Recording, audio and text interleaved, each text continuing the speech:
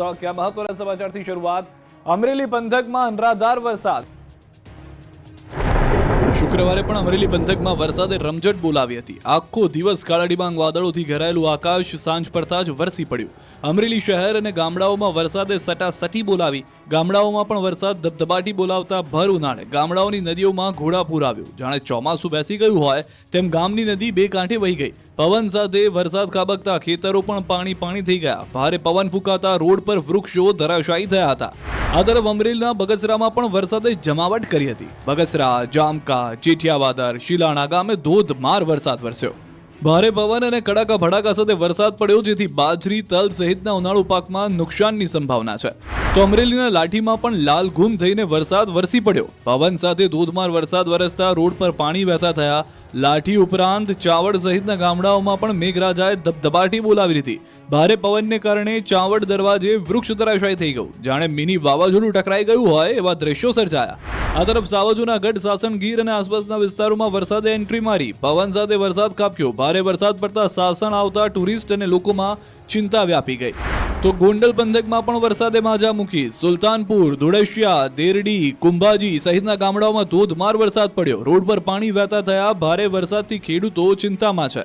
દક્ષિણ ગુજરાતમાં પણ વરસાદ તૂટી પડ્યો। ડાંગ જિલ્લાના વાતાવરણમાં અચાનક પલટો આવી ગયો। આવામાં ગાજવીજ સાથે વરસાદ પડ્યો તો ગામડાઓમાં પણ વરસાદ વરસતો જોવા મળ્યો। આ તરફ જૂનાગઢના માળિયા, માંગરોળ સહિતના વિસ્તારમાં ભારે વરસાદ। વાવાઝોડાની અસર દરિયા કિનારાના વિસ્તારોમાં દેખાયા। માંગરોળ, ચોરવાડ સહિતના દરિયા કિનારાના વિસ્તારોમાં ભારે પવન છે। ગાજવીજ સાથે કમોસમી વરસાદનો માહોલ છવાયેલો છે। ભારે પવનને કારણે લોકો વાવાઝોડાનો અહેસાસ કરી રહ્યા છે। તોફાની પવન ફૂંકાઈ રહ્યા હોવાની વાત જે છે તે જૂનાગઢમાં પણ જોવા મળી રહી છે। જે રીતે અમરેલી, ગીર સોમનાથની અંદરના દ્રશ્યો છે, ગોંડલની અંદરના દ્રશ્યો છે, તેવા જ દ્રશ્યો જૂનાગઢમાં પણ જોવા મળી રહ્યા છે। જૂનાગઢની અંદરના દ્રશ્યો માળિયા, માંગરોળ વિસ્તારના છે કે જ્યાં આગળ તોફાની પવન સાથે વરસાદ વરસી રહ્યો છે। જે રીતની હવામાન વિભાગની, હવામાન નિષ્ણાંતોની આગાહી હતી તે પ્રમાણેનો વરસાદ અત્યારનો જોવા મળી રહ્યો છે અને હજી આગામી 4 થી 5 દિવસ આ પ્રમાણેની પરિસ્થિતિ રહી શકે છે। તો જૂનાગઢના કેશોદના અજાબમાં ધોધમાર વરસાદ। ભારે વરસાદના પગલે રસ્તા ઉપર પાણી ફરી વળ્યા છે। કમોસમી વરસાદથી જગતનો તાત મુશ્કેલીમાં છે। ખેડૂતોના ઉભા પાકને ભારે નુકસાન થયું છે। હજુ પણ ભારે વરસાદની આગાહી છે। કેશોદના ગ્રામ્ય પંથકમાં વરસાદી માહોલ યથાવત જોવા મળી રહ્યો છે।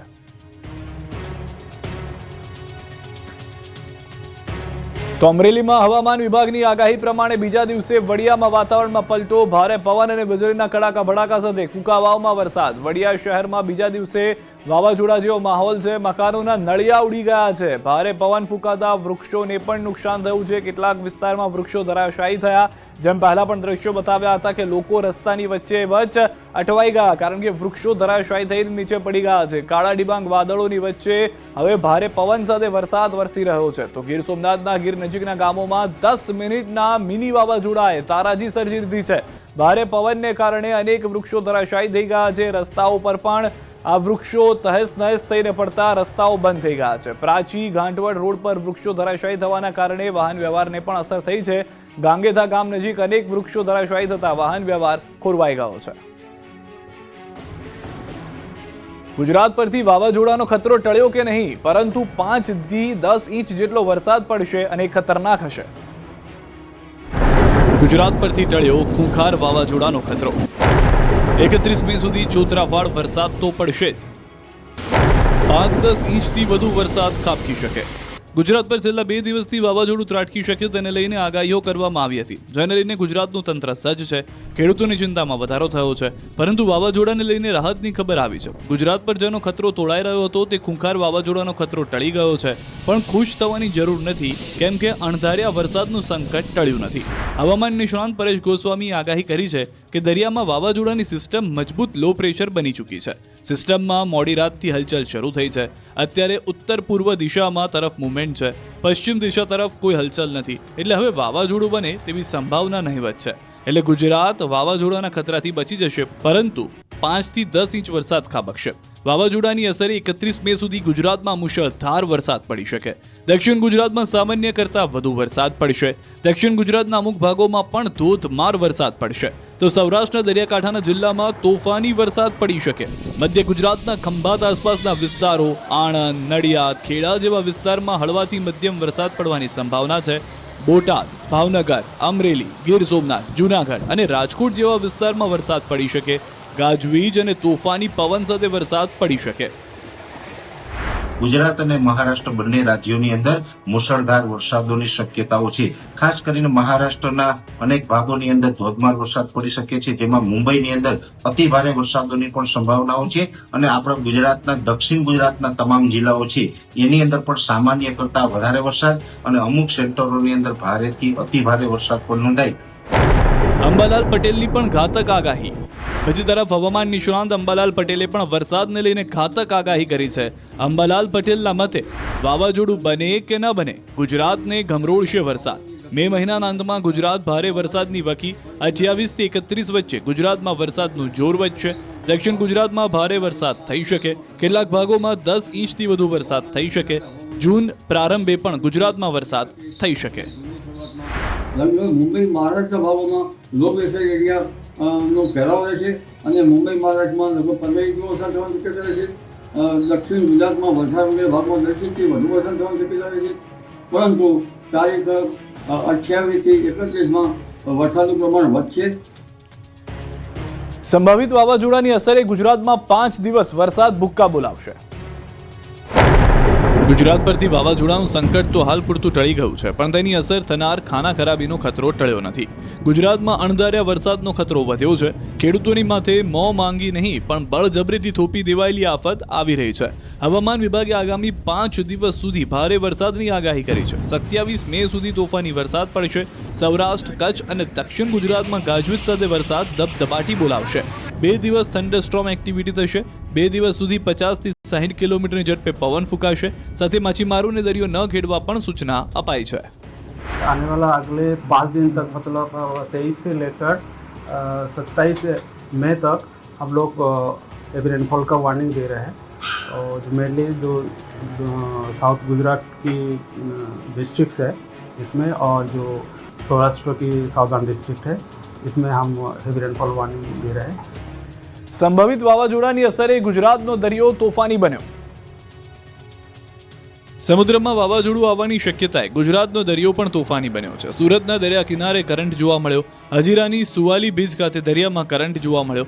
અરબી સમુદ્રમાં લો પ્રેશર સર્જાતા દરિયો ગાંડોતૂર બન્યો, જેને લઈને કાંઠા વિસ્તારને એલર્ટ રહેવા સૂચના આપી છે.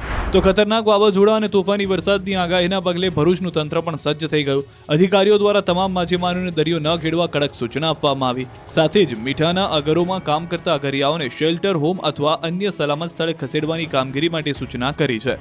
દક્ષિણ ગુજરાત વીજ કંપનીની ટીમો સ્ટેન્ડ બાય પર રાખવામાં આવી છે. તેમજ ભારે પવન અને વરસાદને કારણે ઝાડ ધરાશાયી થવાની ઘટના બનવાને લઈને તાત્કાલિક કાર્યવાહી માટે સૂચનાઓ અપાઈ છે. આ તરફ ગીર સોમનાથ જિલ્લા પ્રશાસન સજ્જ બન્યું. દરિયા કિનારા પર માછીમારી કરતા તમામ માછીમારોને પરત આવવા આદેશ કરાયા. 600 બોટ માછીમારી કરવા ગઈ હતી, જેમાંથી મોટાભાગની બોટ હાલ પરત ફરી. સાથે સાથે જિલ્લાના તમામ કંટ્રોલ રૂમ કાર્યરત કરવામાં આવ્યા. પ્રશાસન સજ્જ બન્યું. જો અરબી સમુદ્રમાં વાવાઝોડું વધુ સક્રિય બનશે તો એનડીઆરએફની ટીમો પણ બોલાવવામાં આવશે. જૂનાગઢનું તંત્ર પણ એક્શન મોડમાં આવી ગયું છે. માંગરોળ બંદરની 2000 બોટને પરત બોલાવાઈ છે. માછીમારોને દરિયો ન ખેડવા સૂચના આપી છે. તમામ બોટ બંદર પર લાંગરી દેવામાં આવી છે. રાજકોટમાં મિની વાવાઝોડાએ સર્જી તારાજી, ખેતરોમાં ભારે નુકસાન.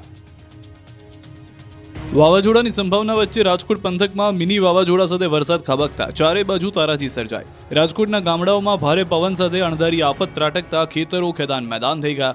એવો પવન ફૂંકાયો કે ખેતરોમાં પાક તો જમીનદોસ્ત થયો, સાથે જ અનેક વૃક્ષો અને વીજપોલ પણ ધરાશાયી થઈ ગયા.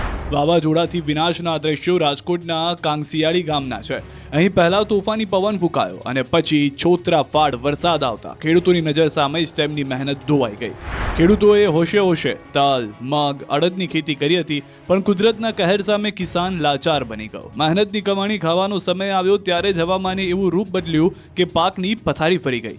વરસાદ એવો વિનાશ વેર્યો કે બધું જ તબાહ થઈ ગયું. બીજી તરફ ખેતરોમાં ઠેર ઠેર પાણી ભરાયા. પવનદેવ પણ એવા તોફાને ચડ્યા કે ખેતરોમાં વીજપોલ ધરાશાયી થયા. વૃક્ષો પણ જમીનદોસ્ત થયા. તોતિંગ વૃક્ષો પડતા વાહનો અને રેકડીઓને નુકસાન પહોંચ્યું, તો ખેતરમાં રહેલા કાચા મકાનના પતરા પણ ઉડ્યા હતા. આ તરફ ગોંડલમાં પણ વાવાઝોડાએ ગાભા કાઢી નાખ્યા. ગોંડલમાં ભારે પવન સાથે વરસાદ તૂટી પડતા ગોંડલની રફતાર થંભી ગઈ.